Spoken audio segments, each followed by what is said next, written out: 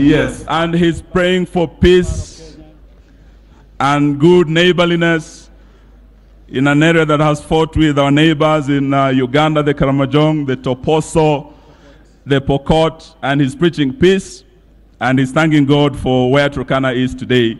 And may I invite the chairman and just say on behalf of the many young people who might not speak here today, that what the United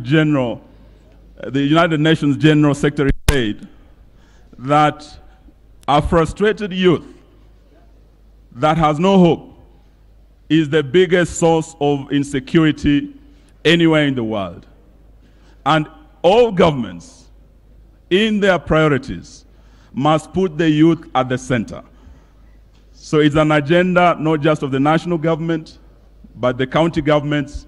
Let us put the youth at the center of our devolution agenda. Asante, Mungu awabariki. Thank you, CS Eugene Wamalwa. Your Excellency, Honorable Uhuru Kenyatta, the President of the Republic of Kenya, who is following on a link, Honorable Justice David Maranga, the Lord Chief Justice and President of the Supreme Court of Kenya, the Right Honorable Senator Kenneth Lusaka, Speaker of the Senate, Excellency Governors, Cabinet Secretaries, Honorable Senators, Deputy Governors, Members of Parliament, His Excellency Nick Haile, Chair of Devolution Donor Working Group, Permanent Secretaries, Heads of Mission, Members of the County Assembly, representatives of the various national and county organs, international delegates, distinguished ladies and gentlemen. On behalf of the Council of Governors, I take this opportunity to welcome His Excellency the President, Honorable Uhuru Kenyatta, to the 5th Annual Devolution Conference. And to all the other distinguished guests, karibuni. This year, we meet again as devolution partners to share experiences, challenges, and lessons learned in the last 5 years and set clear targets for devolution for the next 5 years. It is a time for us to celebrate the successes of devolution and a time for us to network with potential partners and forge sustainable relationships. I would like to recognize the hard work of the steering committee, which was co-chaired by the Vice Chair of the Council, Governor Anne Waigoro, Honorable Eugene Wamalwa, the Cabinet Secretary of the Ministry of Devolution and Planning, Senator Irungu Kagata, honorable members of the Senate, and Eric Mwangi, Secretary General of the County Assemblies Forum. Recognition is also due to the Planning Committee, which was chaired by Jacqueline Mugeni, the CEO of the Council Secretariat, and to all other institutions represented here who took time to plan and prepare for the conference. A special thank to all of you. This is the first conference where the Council, the Ministry of Devolution and ASAL, the Senate, and the County Assemblies Forum worked together throughout the entire planning period. This spirit of consultation and cooperation ought to be maintained. And indeed, this is the spirit the county governments and the Council of Governors have resolved to take since we were elected to take up office. We will not only play to the gallery, we will not play to the gallery of populism. We are going to play our role as leaders whom wananchi look up to provide solutions to their myriad problems. I would also like to recognize the presence of our international guests who traveled from different parts of the world to join us this week. We appreciate you and hereby convey a warm welcome to Kenya and to Kakamega County. Your being here is an indication that the decentralization discourse in Africa is alive. Subnational governments are the centers for development, service delivery, and public participation. And for Africa's communities to be lifted out of poverty, devolved units are and will continue to be the drivers of change. This is also the first devolution conference being hosted by the second generation of governors and senators. The establishment of county governments in 2013 was the ultimate actualization of Article 1(4) of the Constitution, that sovereign power of the people is exercised at the national and county levels. This conference provides us with a platform for us to reflect on the progress county governments have made and to exchange ideas on what measures we need to put in place to anchor devolution. For the last 5 years, counties have brought services closer to the people, empowered communities, and allowed citizen voices to be heard when decisions are being made on development. According to a recent survey conducted in March 2018, 84% of Kenyans support devolution, with only 13% oppose it. Right after the inception of county governments in 2014, support for devolution was low, recording a rating of only 69%. For Kenyans to have such confidence in the devolved system of governance, it is an indication that remarkable transformation is being felt in the counties. Devolution has expanded the democratic space to accommodate more women and young people in leadership. Bomet, Kirinyaga, and Kitui counties wrote an indelible chapter in the books of Kenyan history by electing the first ever women governors. The first female governors have given hope to all the women in this country that leadership is never and will never be about gender. Their election has set a stage for more women to run for governorship in the next election.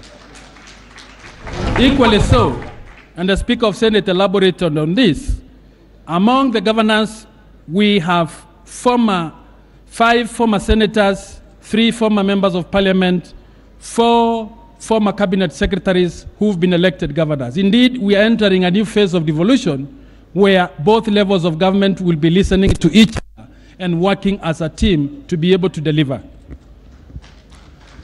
For us to maintain this tempo, both levels of government need to genuinely work together for the success of devolution. Now that the President has set the Big Four agenda for the country, and in recognition that all the components of this blueprint are devolved functions, to deliver this promise requires that all of us here closely work together. We have the vision. We have no choice than to implement it.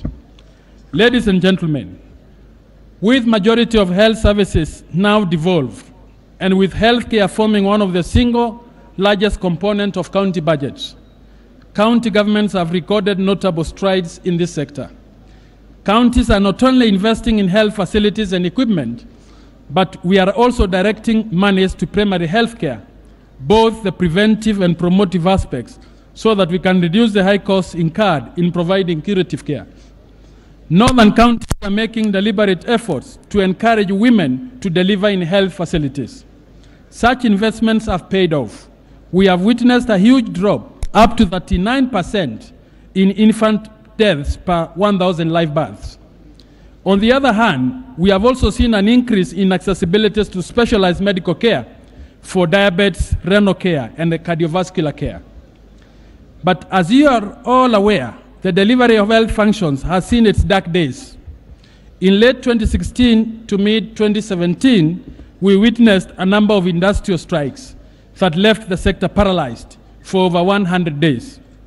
Many Kenyans who rely on public health care were left stranded, opting to stretch their budgets to access private health care.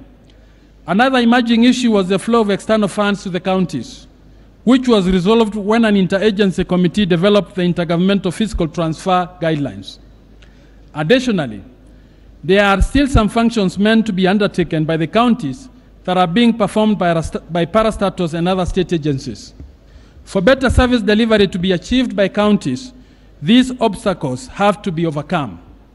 And now that universal healthcare is among the Big Four agenda, it is at this conference that we should be able to set targeted priorities that can assist policymakers and implementers attain global standards of healthcare for all Kenyans. One question we must ask ourselves in this conference is this: how ready are both levels of government to provide healthcare for the entire Kenyan population? What are the human resources needs, the equipment and infrastructure gaps that should be filled to attain universal healthcare coverage? Your Excellency the President, county governments are with you in this agenda and are ready to collaborate with you to achieve quality, affordable and accessible healthcare services for all Kenyans. In agriculture, counties have expanded agriculture mechanization and made significant leaps in crop and animal production. We have initiated value additional projects, installed greenhouses, established new market linkages with farmers, and put more farmers on extension services.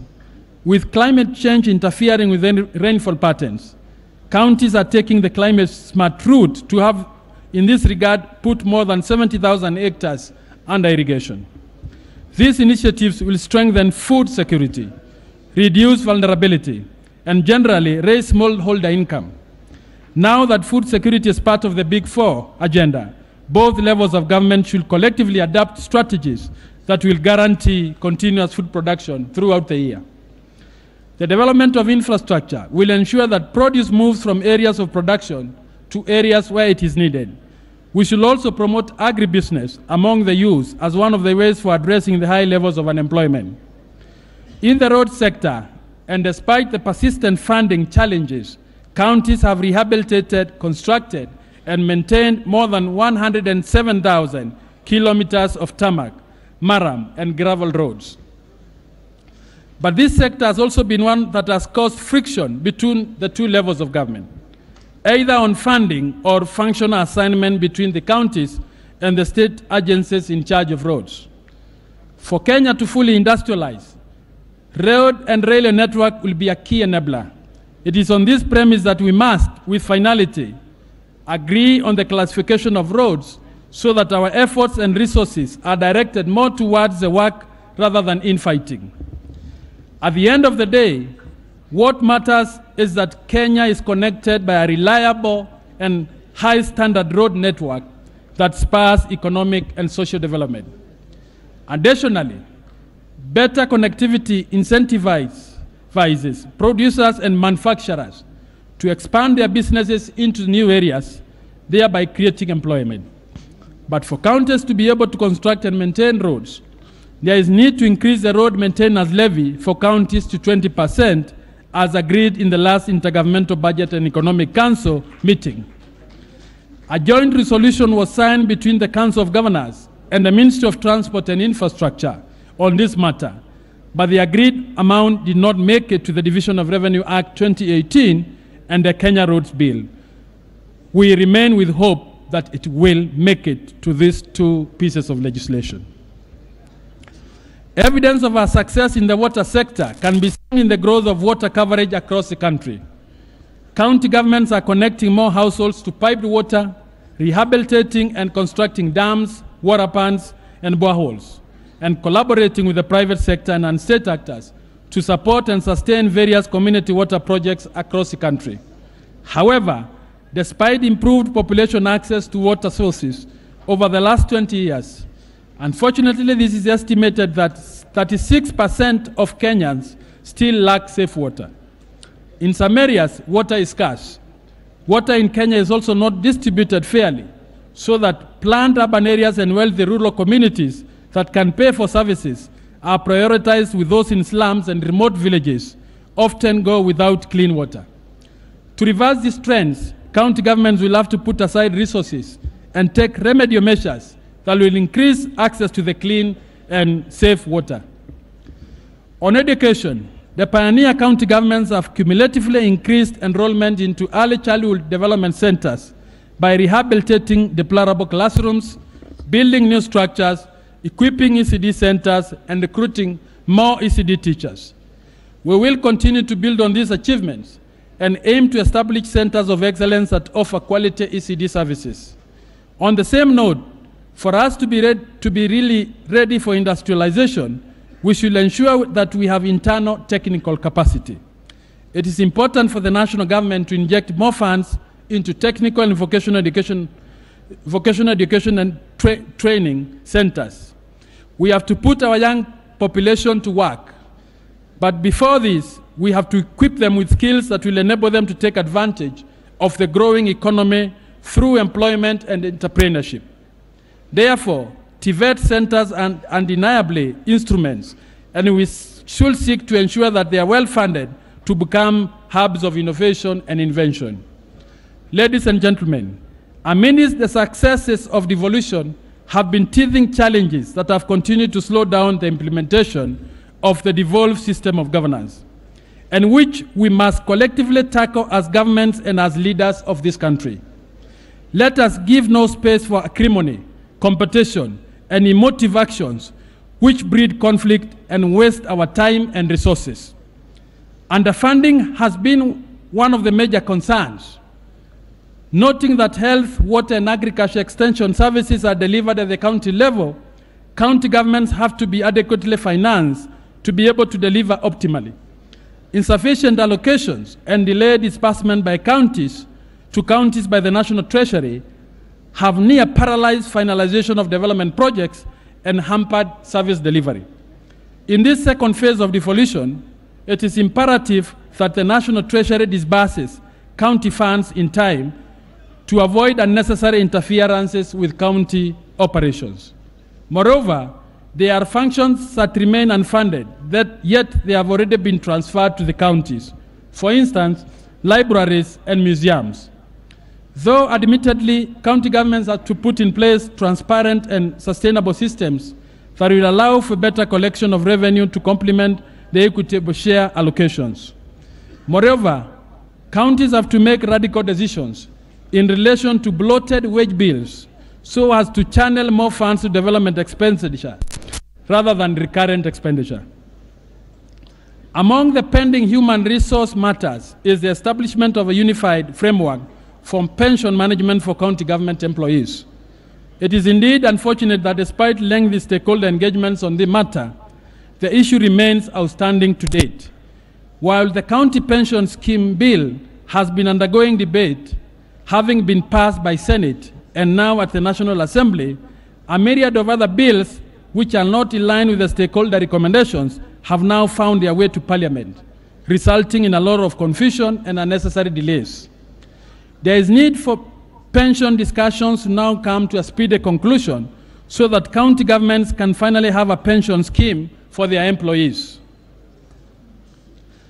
Another challenge has been overlapping and duplication of functions by state agencies and corporations and regional development authorities. A huge share of the national budget continues to be allocated to these institutions, yet some of their mandates are now county functions. It is not only wasteful to fund entities that are essentially performing county functions. It is also a blunted violation of constitutional values and principles of good governance and accountability. During the 5th National and County Coordination Summit held in February 2016 at Sagana State Lodge, it was resolved that a committee be formed to undertake an analysis of the functions of both levels of government with the aim of eliminating duplication and wastage. There is a report that was finalized in April 2016 with recommendations that are yet to be adopted. In essence, state-owned entities that are still performing devolved functions should be restructured. Intergovernmental institutions must be strengthened and properly institutionalized for them to be more effective. The Council of Governors, Intergovernmental Relations Technical Committee, the National and County Government Coordination Summit, and the Intergovernmental Budget and Economic Council should be independent so that they can impartially act as clearing houses for most sector and policy issues that sometimes end up in the courts or unresolved. Further, national ministries, departments, and agencies must support devolution. In this second term, the national government, county governments, parliament, constitutional commissions, and independent offices must work together.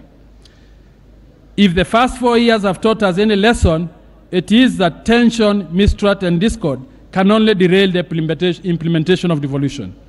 Consultations and dialogue must be our mantra on policy and legislative issues. The onus is on us to nurture the devolved system of governance. In terms of legislation, we need to establish an intergovernmental mechanism that brings together the national government and the county government to thrash out legislative proposals in order to avoid the situation we have found ourselves where we disagree on bills and laws and then revert to court for intervention. For instance, the County Wards Development Equalization Fund Bill 2018 has already elicited concern at the Council. It is our position that county governments have the constitutional authority to receive equitable share at the county level. And they have to decide, and county governments have sufficient mandate to decide their own budgetary priorities based on the county priority needs as set out in our county integrated development plans. As you are all aware, counties in close proximity have come together to form regional economic blocs. Currently, there are 6 regional economic blocs.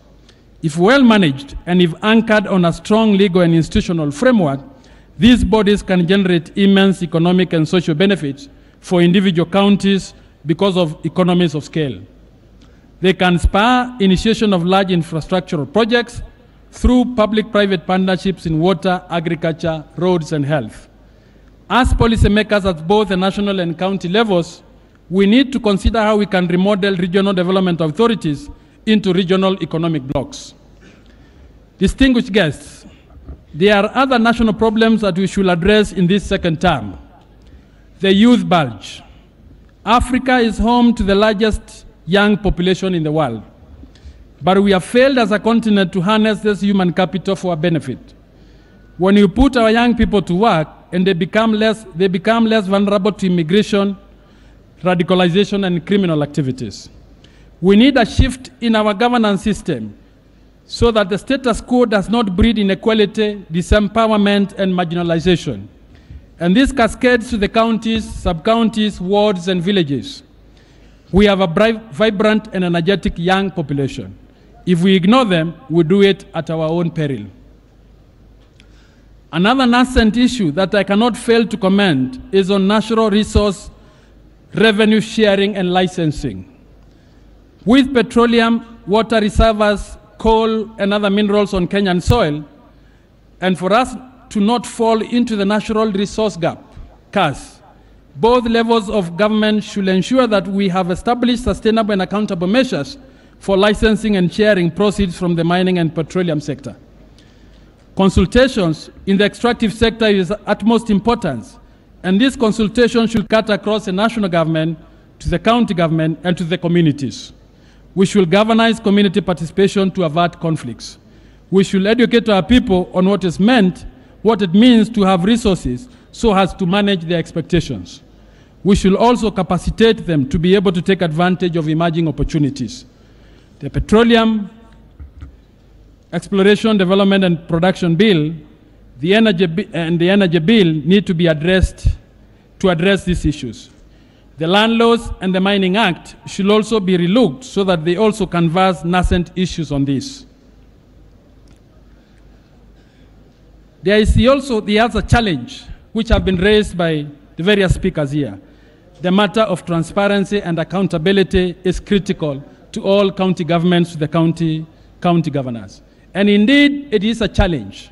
And it is a challenge that we must address as a country, we must address collectively, all of us, 2 levels of government, jointly also with all oversight institutions, so that action that helps service delivery to proceed without hindrance can be able to put in place.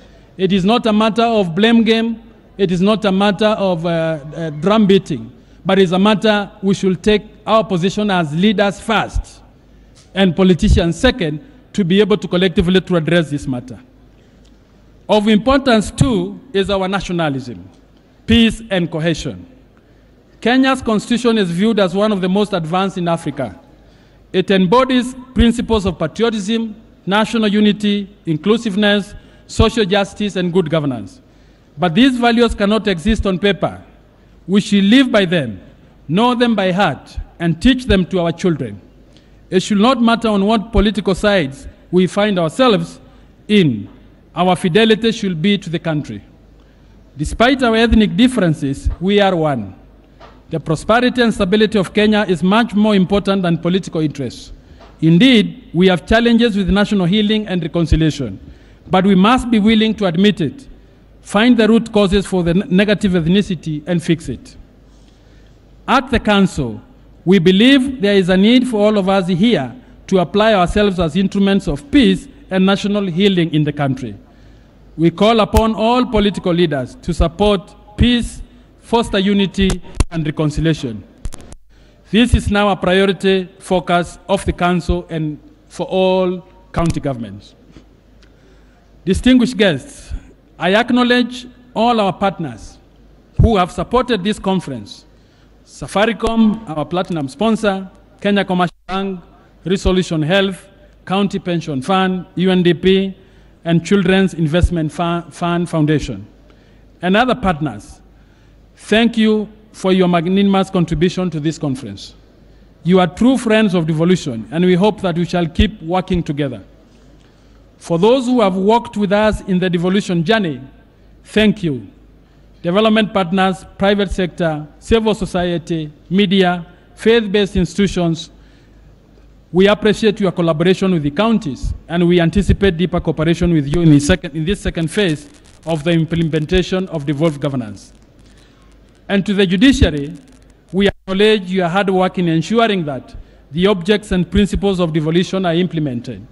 The judiciary has played a pivotal role in continually reminding us to adhere to Chapter 11 on devolved government, and has emphasized the need for respect for the cardinal principle of separation of powers in its pronouncements. Also, the collaboration between the Council and the judiciary has been evident.